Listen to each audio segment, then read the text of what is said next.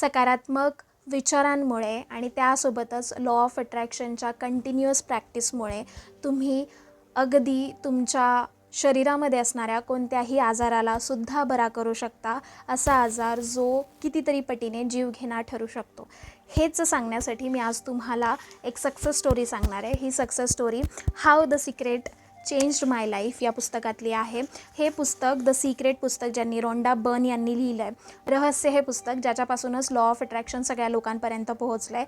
So ते पुस्तक जर कुणी वाचलं नसेल तर प्लीज द सिक्रेट वाचा, कारण त्याच्यातून तुम्हाला खूप प्रेरणा आणि खूप विश्वास तुमचा प्रकर्षाने बसायला ते पुस्तक तुम्हाला मदत करणार आहे. ठीक आहे, त्यांचंच हे पुस्तक आहे how secret changed my life, म्हणजे रहस्याने माझं आयुष्य कसं बदललं असं याचं मराठीत भाषांतर होऊ शकतं. आणि या पुस्तकामध्ये सक्सेस स्टोरीज दिल्यात. अगदी शेकडो सक्सेस स्टोरीज आहेत. प्रत्येक क्षेत्राबाबतीत सक्सेस स्टोरीज आहेत. जसं की लोकांनी लॉ ऑफ अट्रॅक्शनचा वापर करून त्यांच्या हेल्थला कसं बरं केलं, आजार जर होता तर तो आजार कसा निघून गेला, करिअरसाठी कसा वापर केला, रिलेशनशिपसाठी कसा वापर केला, पैशांसाठी कसा वापर केला, पेट्स असतात घरामध्ये, पाळीव प्राणी असतात त्यांच्यासाठी कसा वापर केला, अगदी कुठल्याही गोष्टीसाठी कसा वापर केला, हे सगळं या पुस्तकामध्ये सांगितलं आहे. Okay, career, health, relationship, wealth, happiness, आनंद, या सगळ्या गोष्टींसाठी याच्यामध्ये सक्सेस स्टोरीज आहेत. आणि जेव्हा कधी तुम्हाला हे पुस्तकसुद्धा तुम्ही घ्या, प्लीज घ्या.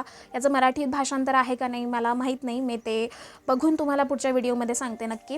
पण जर अवेलेबल असेल तर हे पुस्तक प्लीज घ्या, कारण ज्या पॉईंटला तुम्हाला नकारात्मक व्हायला होतं, ज्या पॉईंटला तुमचा आयुष्यावरचा विश्वास उडायला लागतो, चांगल्या गोष्टींवरचा विश्वास उडायला लागतो ना, त्यावेळी हे पुस्तक घ्या. असं पान उघडा, जे कोणतं पान ओपन होईल त्या पानावरची सक्सेस स्टोरी वाचा. ओके, खरोखर तुम्ही पॉझिटिव्ह होता आणि तुम्हाला कुठेतरी तुमच्या आयुष्यात अडीअडचणींमध्ये तो एक आधार, तो विश्वास, ती आपण त्याला म्हणतो ना फेथ, ते मिळतं की हां, मी या प्रॉब्लेमला सॉल्व करू शकतो आणि अजूनही मी माझ्या आयुष्याला सुधरवू शकतो, चांगलं आयुष्य जगू शकतो. ठीक आहे, आता मेन आपण आपल्या सक्सेस स्टोरीकडे वळूयात. तर ही सक्सेस स्टोरी जी आहे या बाईची, ती USA कॉलोराडो नावाचं एक राज्य आहे, त्या राज्यातली ही स्त्री आहे आणि त्या स्त्रीची ही स्टोरी आहे. तर तिने या स्टोरीमध्ये, मी तुम्हाला शॉर्टमध्ये आणि मराठीमध्ये छान असं सांगते, समजेल तुम्हाला. तर काय असतं की ही जेव्हा 24 वर्षाची, म्हणजे फक्त 24 वर्षांची, म्हणजे मी जेवढी आहे आता, फक्त 24 वर्षांची असताना तिला एक डॉक्टरांनी तिला एक आजार आहे असं सांगितलं. तो आजार हृदयाच्या रिलेटेड होता, हार्ट रिलेटेड होता. ओके, आणि तिच्या चेस्टमध्ये, म्हणजे तिच्या हृदयाजवळ एक डिफिब्रिलेटर नावाचं एक डिव्हाइस डॉक्टर बसवतात आणि डॉक्टर तिला मेडिकेशन्स देतात. डॉक्टर तिला हे सुद्धा सांगतात की ही हार्ट कंडिशन इतकी डेंजर आहे की ही मिलियन लोकांमधून, म्हणजे अगदी लाखो, 10 लाख लोकांमधून एका व्यक्तीला अशी कंडिशन होत असते आणि या कंडिशनमधून वाचणं खरोखर खूप अवघड आहे. तुला कंटिन्युअस या डिव्हाइसचा वापर करणं आणि सतत अगदी आयुष्यभर तुला गोळ्या औषधं जी या आजारासाठी आहेत ती खावी लागणार आहेत आणि त्यातूनही जगण्याचे किंवा वाचण्याचे जे चान्सेस आहेत ते अगदीच निग्लिजिबल आहेत.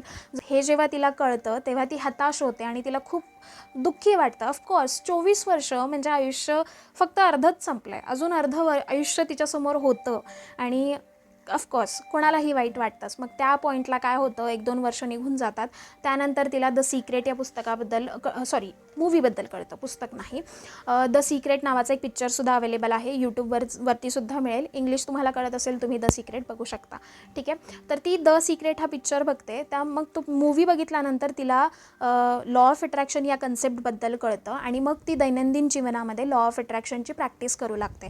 ठीक आहे, जी ती नकारात्मक विचार तिच्या मनामध्ये सगळे साठलेले होते, आता मी बरीच होणार नाही आणि माझ्यासोबत कोणीच नाही, माझं आयुष्य संपत आलं आहे, या सगळ्या गोष्टींमधून तिला कुठेतरी आशेचा एक किरण दिसतो, जिथे तिला असं वाटतं की काय हरकत आहे, मी सगळं काही करून बसले, सगळे उपचार केले, डॉक्टर केले, सगळं झालं आहे माझं करून, आता हा एक शेवटचा एक आशेचा किरण आहे, मी लॉ ऑफ अट्रॅक्शनची टेक्निक किंवा लॉ ऑफ अट्रॅक्शन ट्राय करून बघायला काय हरकत आहे, मी करते. ती करते. दैनंदिन जीवनामध्ये लॉ ऑफ अट्रॅक्शनची प्रॅक्टिस करायला लागते. चांगले अफर्मेशन, सकारात्मक वाक्य म्हणायला लागते, सकारात्मक विचार करू लागते की मी बरी होती आहे, माझ्यासोबत सगळं काही छान होतं आहे, मला मेडिकेशन्स खाण्याची गरज नाही. मग ती काय करते की एक वाक्य डिसाईड करते. त्या वाक्यात तिने असं लिहिलेलं असतं, एक दिवस असा येईल ज्या दिवशी मी उठेल आणि ज्या दिवसापासून मला कोणत्याही औषधांची गरज पडणार नाही. हे वाक्य ती बनवते.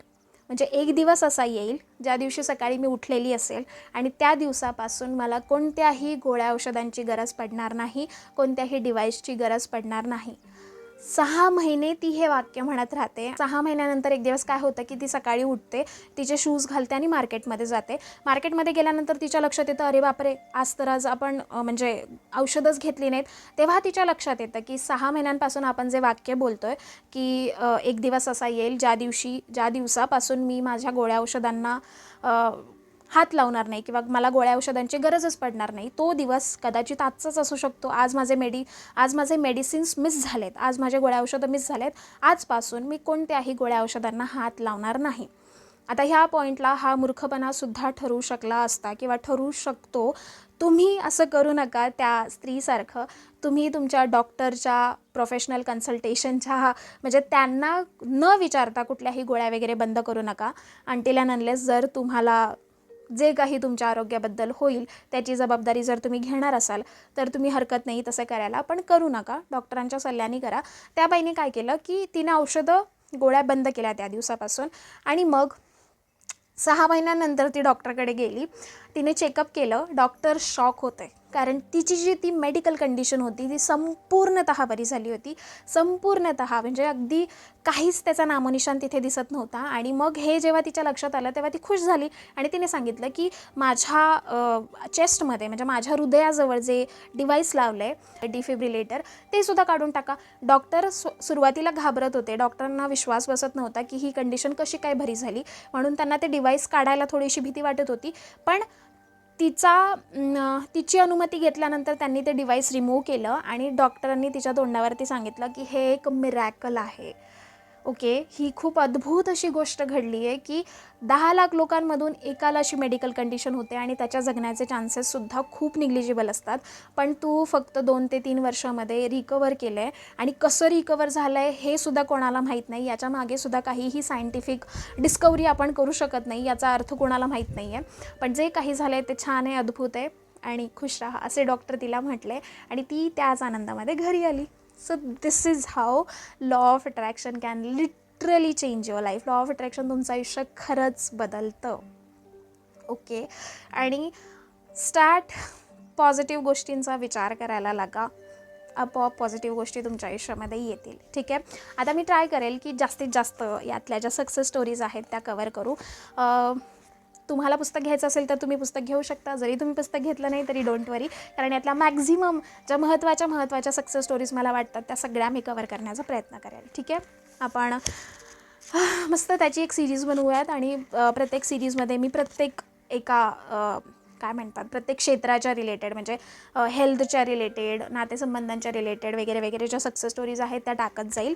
ठीक आहे, तुम्ही त्या सक्सेस स्टोरीज बघू शकता. त्याच्यातून खूप सारी प्रेरणा मिळेल. ती प्रेरणा घेऊ शकता आणि कॉन्शियस लिव्हिंग म्हणजेच सुखाने, आनंदाने, पॉझिटिव्हली जगायला सुरुवात करू शकता. ओके, हा व्हिडिओ आवडला असेल तर please like, share and subscribe.